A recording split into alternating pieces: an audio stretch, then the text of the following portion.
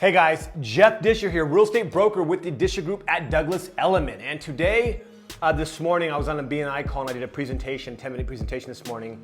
And a question that I get asked a lot, or at least a situation I see a lot, is when I first sit down with first-time home buyers or just people that want to buy a home in general.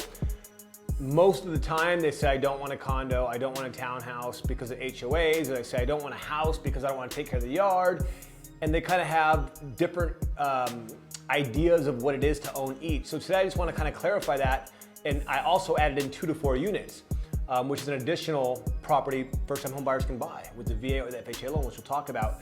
But I want to talk about what's right for you. Condo, townhouse or townhome, single family home, or 2 to 4 units.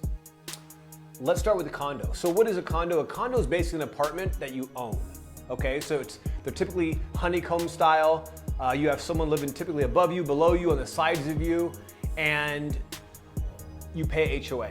So that's the main thing is you're living with a bunch of people. Again, there's the differentiating part between a condo and apartment is that you own one, and typically condos, if they're originally built to be a condo, sometimes the materials they use and the standards they use are a little bit higher.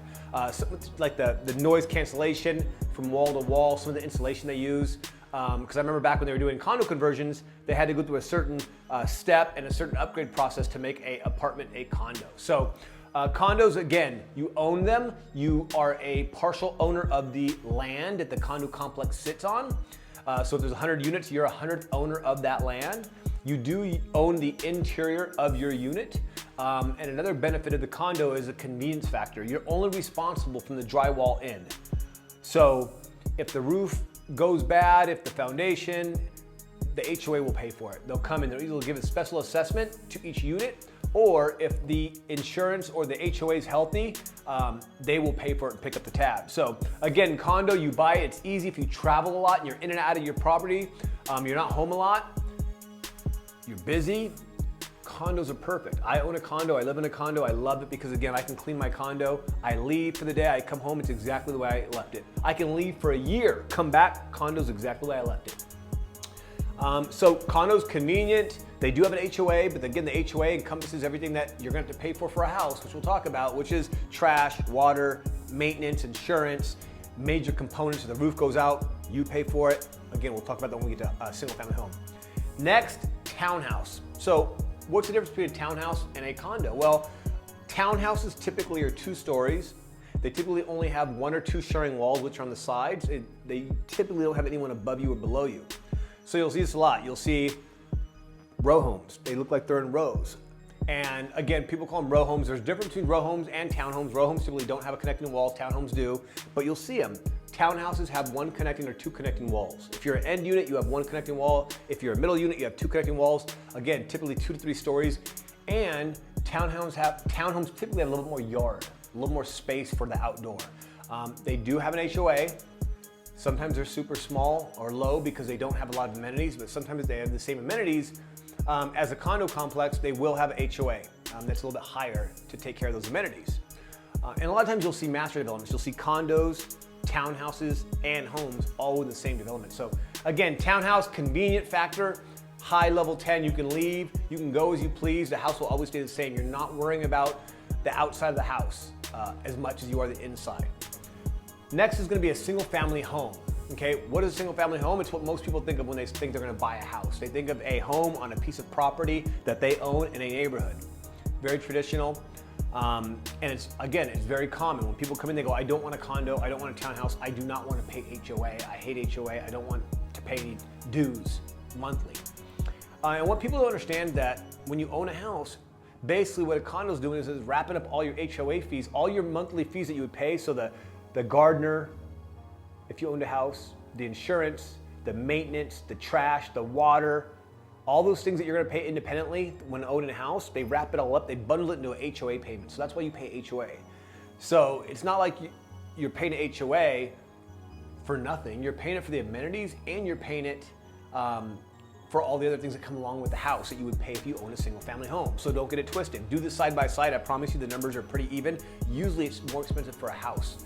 And again, the convenience factor in a house isn't as good as a condo or a townhome, because you leave that house, you go to Europe for a month, there's a good chance that there was heavy rains, they flooded, no one was there to watch it or manage it. A gopher could have ate through one of your pipes or one of your lines, your feeding lines out in your landscape. Huge water leak, floods, there's a lot of stuff that can happen. So the convenience factor isn't there. Now the convenience factor is there if, say you do use your home. If you're home a lot, if you have a family, if you have children, if you have animals, pets, dogs, a house is sufficient. You're gonna want a house. If you have a growing family, 2, 3, 4 kids, sometimes a condo won't suffice. So you will need a single family home. So again, there's a place for it. There's more costs that come with the house. They're usually a lot more expensive than a condo or a townhome, depending on the area, and they have a lot more maintenance costs, a lot more holding costs. Not saying they're bad, but if you don't need it, if you're a single individual like myself, there's no need. People ask me all the time, why don't you go out and buy a house? Why don't you go buy I don't need it right now. I live in a 900 square foot, 1 bedroom, 1.5 bath. It's perfect for what I need now. So there's no need for me to jump to a house or even a townhouse. I don't need the extra additional space right now. So that's where I'm at. Look at your situation, analyze it, and see what you need. Last but not least, we have 2 to 4 units. I want to throw this in there because it still shows up. You can still buy 2 to 4 units as a primary residence. You can buy it with a VA, 100% financing, 0 down. You can buy it with 3.5% FHA. Yes, 4 units, and the limits, the loan limits actually go really high. For 2 to 4 units, they're up to like 1.2 with 3.5% down, or VA, 0 down. So what's the benefit of a 2 to 4 unit? Well, a lot of people want to jump into investing, but they haven't bought their principal residence yet. They haven't bought their primary yet. So a good thing about 2 to 4 units is you get the doors cheaper. So if you go buy 1 condo for $300, you can go buy 3 of them and they might be $275 each. So you get the doors cheaper when you buy 2 to 4.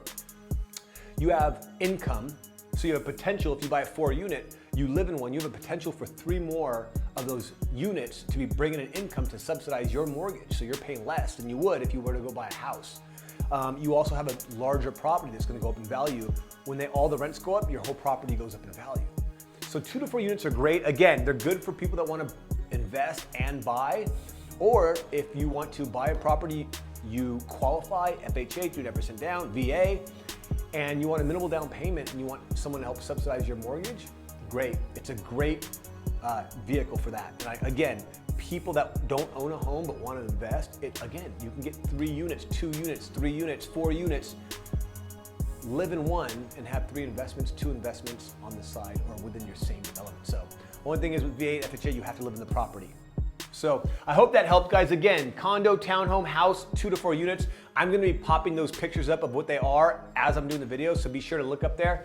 Other than that, if you have any questions, you know where to find me. Social media, YouTube, Jeff Disher, Facebook, IG, I Sell Real Estate, and be sure to listen to my podcast, There's a Difference, on Spotify, iTunes, all those good things. Other than that, I will see you guys next time. If you have any questions, be sure to get a hold of me. Jeff Disher, out.